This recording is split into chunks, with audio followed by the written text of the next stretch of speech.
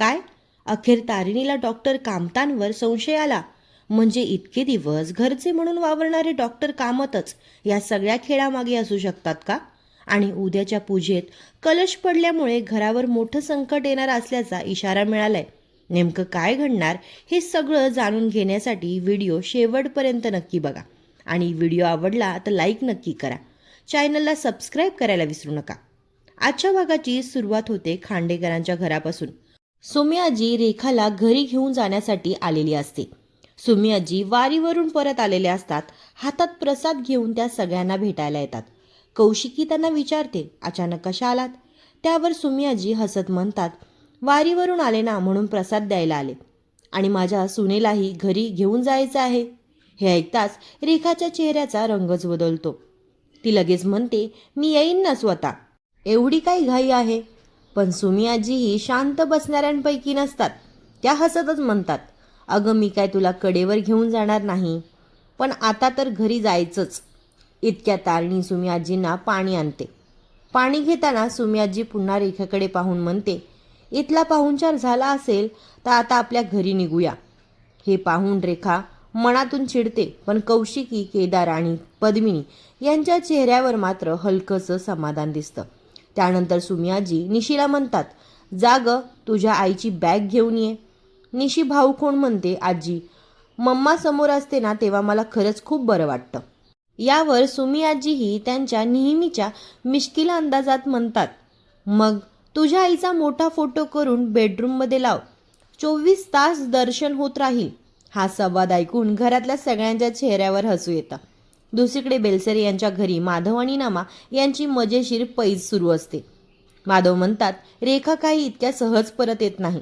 त्यावर नमा लगेच म्हणते, माझा सुमी आजीवर पूर्ण विश्वास आहे. त्या रेखाला म्हणजे आईला नक्की घेऊन येतील. दोघे 500-500 रुपयांची पैज लावतात. नमा आत्मविश्वासाने म्हणते, आई आली नाही तर आजी तिला उचलून आणेल. पुन्हा खांडेकरांच्या घरी सुमी आजी प्रेमाने रेखाला समजावतात, तू मुलीची काळजी म्हणून आली होतीस ते योग्य होतं, पण आता निशीची काळजी घ्यायला इथे सगळे आहेत. तिचे सासू सासरे नणंद आहे आणि तारिणी तर लहानपणापासूनच तिची बहीण आहे. मग आता तू आपल्या घरी परत चल. त्यानंतर त्या कौशिकीकडे वळून म्हणतात, इतके दिवस आमच्या रेखाला इतका छान पाहुणचार केला त्यासाठी मी तुमची मनापासून आभारी आहे. कौशिकी मात्र मोठ्या मनाने म्हणते, हेही त्यांचंच घर आहे, राहिलं तरी काही हरकत नाही. पण सुमी आजी लगेच उत्तर देतात, तुमचा मोठेपणा झाला, पण आता तुम्ही तिचा आग्रह करू नका. रेखाला वाटत असतं आता आपण इथेच राहू शकतो, पण सुमी आजीच्या या उत्तरामुळे तिचा चेहरा पुन्हा पडतो. त्यामुळे सुमी आजी पद्मिनीला सांगतात, रेखाची ओटी भरून घ्या, नाहीतर नंतर म्हणेल एवढे दिवस राहिले पण मानपानच केला नाही. रेखा पुन्हा चिडते आणि म्हणते, हे सगळं कशाला? मात्र कौशिकी शांतपणे म्हणते, परंपरा जपणंही तितकंच महत्त्वाचं असतं. आणि शेवटी पद्मिनी रेखाला ओटी भरते. त्यानंतर सीन थेट जातो स्पेशल क्राईम युनिटच्या ऑफिसमध्ये. जे मॅडम खूप रागात असतात. ऑफिसमध्ये येतात, त्यांच्या चेहऱ्यावर स्पष्ट नाराजी दिसत असते. त्या म्हणतात, नाईलाज होता म्हणून मला युवराजला सोडावं लागलं, पण पुन्हा त्याच्या विरोधात एक जरी पुरावा मिळाला तर यावेळी मी त्याला अजिबात सोडणार नाही. हे ऐकताच फातिमा विचारते, मॅडम आता पुढे काय करायचं? जे मॅडम म्हणतात, सगळ्यात आधी गुलाबच्या वरचा बॉस कोण आहे हे शोधलं पाहिजे. तो सापडल्याशिवाय ही केस पुढे जाणार नाही. तेवढ्यात कमांडर म्हणतो, गुलाब मरताना फक्त एकच गोष्ट बोलला होता, ती व्यक्ती बॉसच्या आजूबाजूचीच आहे. त्यावर टेक्नो म्हणतो, जर युवराज गुलाबसाठी काम करत होता तर त्या व्यक्तीचा युवराजशी थेट संबंध नसण्याचीही शक्यता आहे. यावर सगळे विचारात पडतात. मात्र प्रेक्षकांना लगेच दुसरंच सत्य दिसतं. जे मॅडम टीमसमोर काही बोलत असल्या तरी त्या फक्त अभिनय करत असतात. टीमचं लक्ष दुसरीकडे गेल्यावर त्या स्वतःशीच हळू आवाजात बोलतात, खरं तर ही व्यक्ती माझ्यासाठी खूप महत्त्वाची आहे. नाहीतर तारिणी आणि केदार त्या माणसाच्या अगदी जवळ पोहोचले आहेत. ही बातमी मी त्याच्यापर्यंत पोहोचवली तर मला किती पैसे मिळतील? म्हणजे आता स्पष्ट होतं की जे मॅडमला न्यायापेक्षा पैशांची जास्त लालसा आहे. पुन्हा त्या सगळ्यांसमोर येतात आणि नाटक करत म्हणतात, मला फक्त तारिणी आणि केदारची काळजी वाटते. एवढा मोठा गुन्हेगार बाहेर आहे, त्यांच्या जीवाला धोका पोहोचायला नको. त्यानंतर त्या टीमला आदेश देतात, युवराजवर सतत लक्ष ठेवा, तो नक्की त्या व्यक्तीशी संपर्क साधण्याचा प्रयत्न करेल. कमांडर सगळी टीम होकार देते. त्यानंतर पुन्हा सीन खांडेकरांच्या घरी येतो. सुमी आजी कौशिकीला सांगतात, झालेला सगळा प्रकार माझ्या कानावर आलाय, पण मी वारीला असल्यामुळे कोणालाही मला काही सांगायचं नव्हतं. त्या पुढे म्हणतात, घरातल्या गोष्टी घरातच राहिल्याच पाहिजेत बरं. कौशिकीही त्यांच्या बोलण्याला होकार देते. सुमी आजी पुढे म्हणतात, युवराज सुटला हे ऐकून मला खरं तर बरं वाटलं. शेवटी तो माझा जावईच आहे. त्यानंतर त्या वारीत भेटलेल्या गुरुजींबद्दल सांगतात. त्या म्हणतात, श्रावण सुरू होण्याआधी दीपपूजन केलं तर घरातील नकारात्मक ऊर्जा दूर होते आणि घरात शांतता येते. कौशिकी लगेच म्हणते, मी आजच गुरुजींना फोन करते, आता या घरावर आणखी संकट नको. पद्मिनी सुरुवातीला थोडी शंका व्यक्त करते, पूजा करून वेगळं काय होणार, पण कौशिकी शांतपणे म्हणते, आपण आधीही श्रद्धेने पूजा केली होती, आता ही पूजा करूया, निदान आपल्या मनाला तरी समाधान मिळेल. रेखाही म्हणते, पूजा कधी आहे हे मला नक्की कळवा. कौशिकी उत्तर देते, हो मी स्वतः तुम्हाला फोन करेन. यामुळे सुमी आजी रेखाला घेऊन तिथून निघतात. पण दुसऱ्या क्षणी कथेला मोठा ट्विस्ट मिळतो. युवराजच्या मोबाईलवर एका अज्ञात व्यक्तीचा फोन येतो. युवराज फोन उचलतो. हॅलो, कोण बोलतंय? समोरून शांत आवाज येतो, आधी दरवाजा बंद कर. युवराज गोंधळून जातो. तो दरवाजा बंद करून पुन्हा विचारतो, आता सांगा तुम्ही कोण? पण ती व्यक्ती थेट मुद्द्यावर येते, गुलाब गेला पण खेळ अजून संपलेला नाही. हे ऐकताच युवराजच्या पायाखालची जमीनच सरकते. त्यानंतर तो अज्ञात व्यक्तीचं बोलणं ऐकून युवराज पूर्णपणे गोंधळून जातो. तो वारंवार विचारत असतो, तुम्ही कोण आहात? आधी ते सांगा. पण समोरची व्यक्ती स्वतःची ओळख सांगत नाही. उलट ती युवराजलाच इशारा देते, आजपर्यंत तू गुलाबसोबत काम करत होतास, पण आता खेळ बदललाय, आता तू माझ्यासाठी काम करशील. हे ऐकताच युवराज घाबरतो. तो म्हणतो, मी तुमच्यासाठी का काम करू? आधी तुम्ही कोण आहात ते सांगा.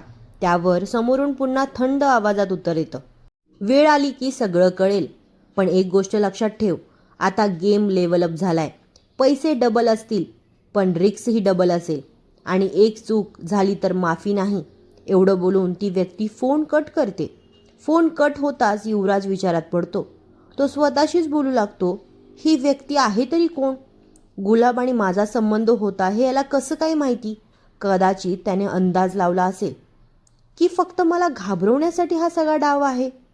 पण दुसऱ्या क्षणी त्याच्या मनात दुसरा विचार येतो, जर ही व्यक्ती ती असेल जिने मला लॉकअपमधून बाहेर काढलं तर?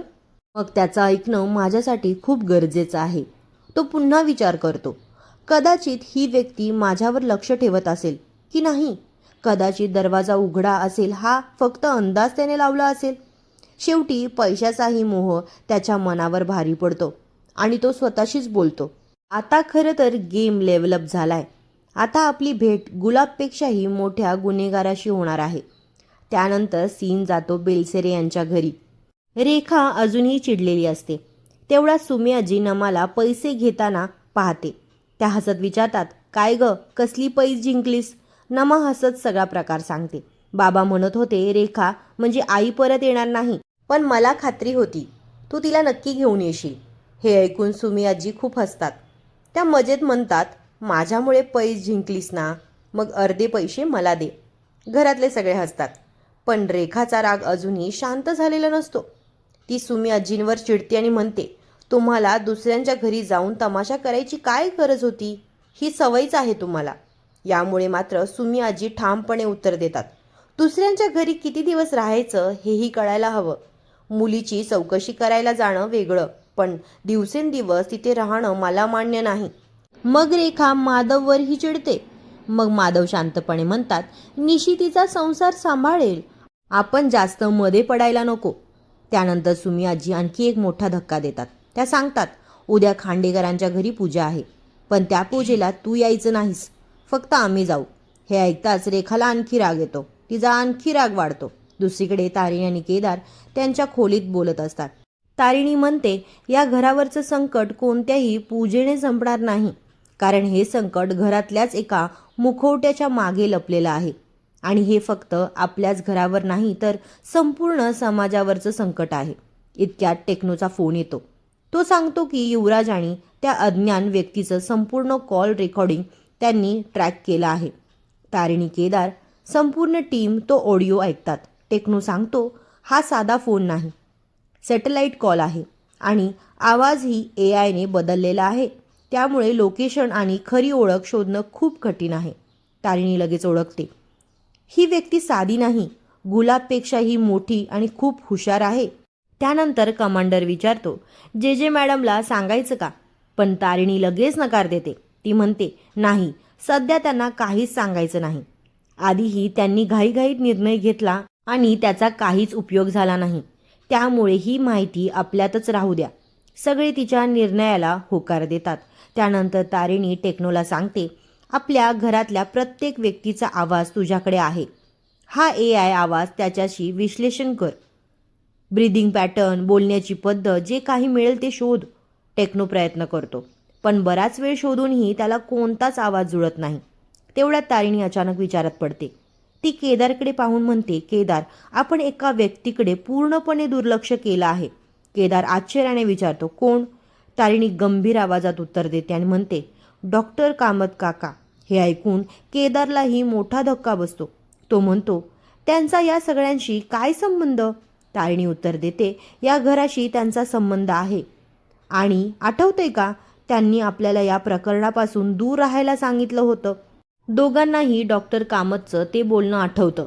तारिणी मग म्हणते, असं तर नाही ना, आपल्याशी गोड बोलून तेच आपल्याला या प्रकरणापासून दूर ठेवत आहेत. याच विचाराने केदारही शांत होतो. शेवटी तारिणी म्हणते, उद्या पूजा होईल, देवाचे आशीर्वादही मिळतील.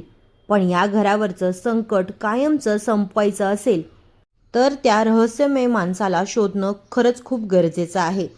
याच थरारक क्षणी आजचा भाग संपतो. उद्याच्या भागात पूजेदरम्यान तारिणीच्या हातातील कलश खाली पडतो. ब्राह्मण मोठ्या संकटाचा इशारा देतात, पण तारिणी ठामपणे म्हणते, जे काही संकट असेल ते माझ्यावर येऊ दे. आणि केदारही तिच्या पाठीशी खंबीरपणे उभा राहतो. त्यामुळे उद्याचा भाग आणखी रंजक असणार आहे. आणि आजचा भाग इथेच संपतो. मित्रांनो, व्हिडिओ आवडला असेल तर लाईक नक्की करा.